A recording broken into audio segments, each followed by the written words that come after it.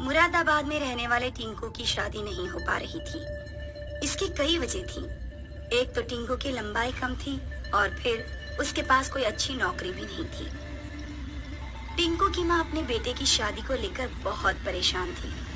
उसने अपने आस पड़ोस की सभी औरतों से कह रखा था कि अगर लड़की मिले तो बताना, लेकिन अभी तक टिंकू के लिए कोई रिश्ता नहीं आया था। टिंकू की माँ एक दिन औरतों के बीच ऑनलाइन मैट्रिमोनी साइट्स के बारे में सुनाई और टिंकू से बोली, टिंकू बेटा, मैंने सुना है कि आजकल ऑनलाइन भी रिश्ते हो जाते हैं। तू अपने लिए ऑनलाइन लड़की क्यों नहीं ढूंढ लेता? अपनी माँ के कहने पर टिंकू ने 3-4 मैट्रिमोनी साइट्स पर अपनी आईडी बना ली और कई लड़कियों को मैसेज भी किया, लेकिन टिंकू के पास किसी लड़की का रिप्लाई नहीं आया।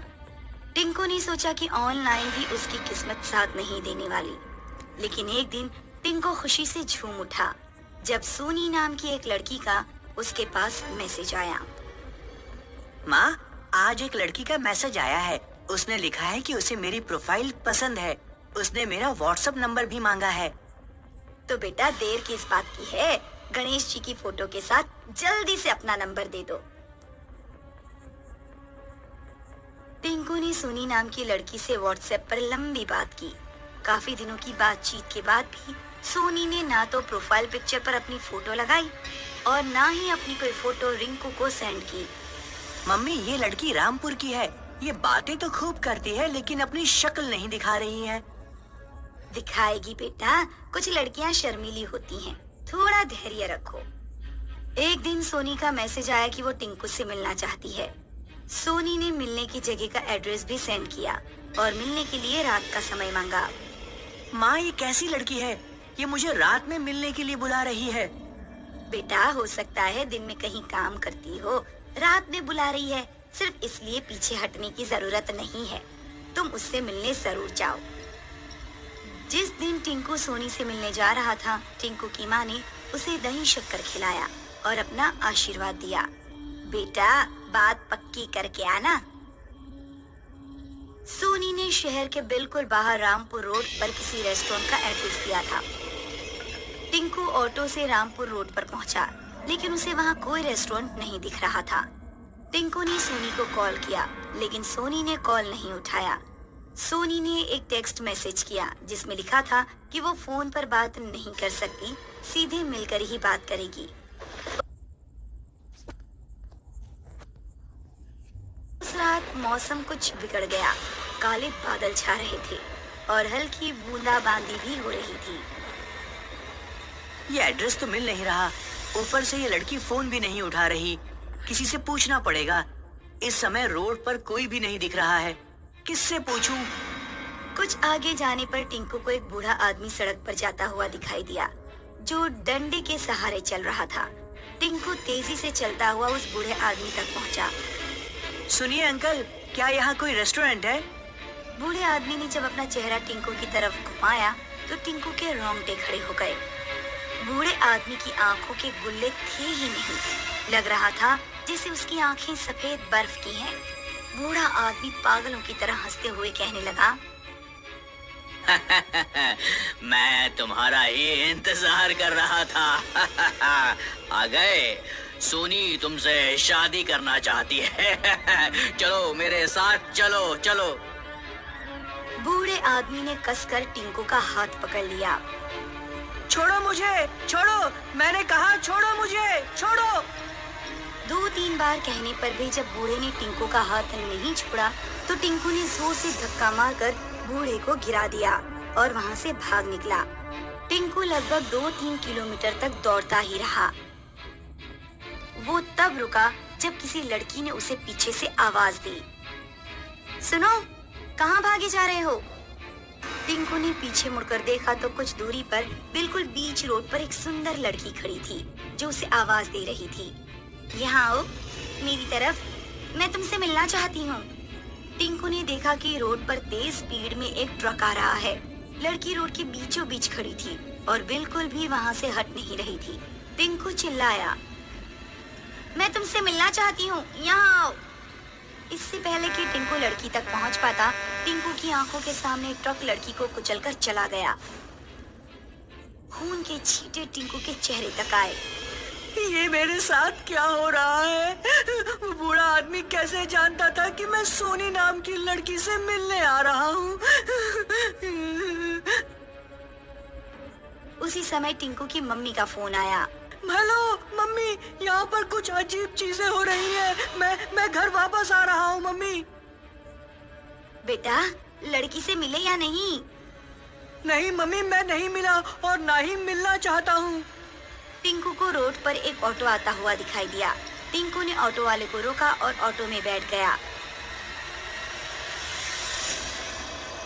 भैया, मुरादाबाद बस अड्डे ले चलो जल्दी। टिंकू ऑटो में अपनी मम्मी से बात कर रहा था। तभी उसने देखा कि ऑटो वाले का सिर एक चुड़ैल के सिर में बदल गया। चुड़ैल का सिर 180 डिग्री पर टिंकू की तरफ घूम गया और टिंकू चलते हुए ऑटो से कूद पड़ा। जब टिंकू की आंख खुली तो उसने खुद को हॉस्पिटल में पाया। क्या हुआ था माँ?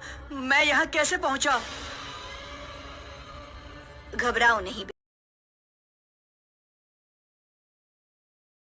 तुम ऑनलाइन रिश्ते भेजने वाली एक चुड़ैल के चक्कर में फंस गए थे।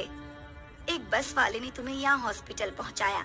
उसी ने बताया कि कुछ साल पहले रामपुर में सोनी नाम की एक गरीब लड़की रहती थी, जिसकी शादी नहीं हो पा रही थी। सोनी ने अपने लिए मैट्रिमोनी साइट से ऑनलाइन रिश्ता ढूंढना शुरू किया। उसकी राहुल नाम के एक लड़के से दोस्ती हो गई थी, लेकिन वहाँ भी सोनी को धोखा ही मिला। राहुल नाम का लड़का मैट्रिमोनी साइट से लड़कियों को फंसाता था और फिर उनका इस्तेमाल करके उन्हें छोड़ देता था। सीधी सादी सोनी इस तरह की धोखाधड़ी बर्दाश्त नहीं कर पाई और उसने रामपुर रोड पर ही एक ट्रक के नीचे कूदकर आत्महत्या कर ली। तब से वो ऑनलाइन रिश्ता ढूंढने वाले लड़कों से बदला ले रही है। सतीश दिल्ली में एक सरकारी अस्पताल की एम्बुलेंस चलाता था। 1 महीने उसके दिन की शिफ्ट रहती और 1 महीने रात की। एक बार जब सतीश नाइट शिफ्ट पर था तो उसके पास किसी औरत का फोन आया। हेलो भैया, मैं वजीराबाद के पास हाईवे से बोल रही हूँ। मेरी बेटी की तबीयत बहुत खराब है। हम यहाँ अकेले फंसे हुए हैं। प्लीज जल्दी से आ जाइए। घबराइए नहीं मैडम, मुझे आप अपना नाम और लोकेशन व्हाट्सएप पर शेयर कीजिए। मैं करीब आधे घंटे या 45 मिनट में पहुँच जाऊंगा। 2 मिनट बाद सतीश के मोबाइल पर लोकेशन और नाम आ गए। वो गूगल मैप के हिसाब से एम्बुलेंस लेकर चल दिया। सतीश को एम्बुलेंस चलाने की नौकरी कुछ महीने पहले ही मिली थी, इसलिए उसे रूट्स की ज्यादा जानकारी नहीं थी। दिन में तो वो लोगों से पूछ लेता था, लेकिन रात के टाइम रास्ता ढूंढने के लिए उसे गूगल मैप पर ही निर्भर रहना पड़ता। औरत की भेजी गई लोकेशन के हिसाब से सतीश एक सुनसान रोड पर पहुंच गया। वो एरिया शहर से कुछ कटा हुआ था। रोड के दोनों तरफ बड़ी बड़ी झाड़ियां और बेर के पेड़ थे। सतीश जैसे ही मैप पर शो हो रही लोकेशन पर पहुंचा, गूगल मैप पर लोकेशन अचानक चेंज हो गई। अब मैप टारगेट लोकेशन 3 किलोमीटर दूर कहीं शो कर रहा था। सतीश ने औरत के नंबर पर फोन किया, लेकिन फोन नहीं लगा। नेटवर्क कवरेज क्षेत्र से बाहर है। सतीश ने व्हाट्सएप कॉल की। हेलो मैडम, क्या आप मेरी आवाज सुन पा रही हैं? Hello madam, hello. Phone cut गया और उधर से कोई आवाज नहीं आई। कुछ देर बाद मोबाइल पर सिग्नल आना बंद हो गया। ये मुझे कहाँ फंसा दिया? तभी सतीश को काफी दूर सड़क पर एक औरत दिखाई दी, जिसके साथ एक लड़की भी थी। औरत एम्बुलेंस की तरफ हाथ दिखा रही थी। सतीश ने तुरंत एम्बुलेंस स्टार्ट की और तेज स्पीड से उन लोगों की तरफ बढ़ने लगा। तभी झाड़ियों से कोई अचानक भागता हुआ निकला। इससे पहले कि सतीश एम्बुलेंस के ब्रेक लगा पाता, एम्बुलेंस उस व्यक्ति से जा टकराई। सतीश बुरी तरह घबरा गया, क्योंकि पहले कभी उसके साथ इस तरह एक्सीडेंट नहीं हुआ था। वो एम्बुलेंस से उतरकर देखने गया कि उसने किसके ऊपर एम्बुलेंस चढ़ा दी है। जब उसने एम्बुलेंस के नीचे देखा तो नीचे कोई नहीं था। सतीश ने फिर सामने रोड पर देखा। पहले जो औरत लड़की के साथ खड़ी थी, वो भी गायब हो चुकी थी। सतीश समझ गया कि जो उसके एम्बुलेंस के नीचे आया, ना तो वो इंसान था और ना ही सामने से बुला रही औरत और लड़की। ये सब किसी आत्मा का फैलाया भ्रम है। मुझे जल्द से जल्द यहाँ से निकलना चाहिए। सतीश ने जैसे ही ड्राइविंग सीट का दरवाजा खोला, उस पर एक चुड़ैल बैठी हुई थी। चुड़ैल ने सतीश को लात मारी और वे झाड़ियों में जा गिरा। सतीश तुरंत झाड़ियों के अंदर भाग गया। उसने एक पेड़ के पीछे छुपकर अपने ही हॉस्पिटल के एक ड्राइवर को कॉल किया। हेलो सोनू, मैं सतीश बोल रहा हूँ। हाँ सतीश, तुम किसी पेशेंट को लेने गए थे ना? हाँ, आया तो था एक पेशेंट को लेने, लेकिन यहाँ कोई पेशेंट नहीं है। कुछ भूत प्रेत का चक्कर लग रहा है यहाँ पर। तुम जल्दी से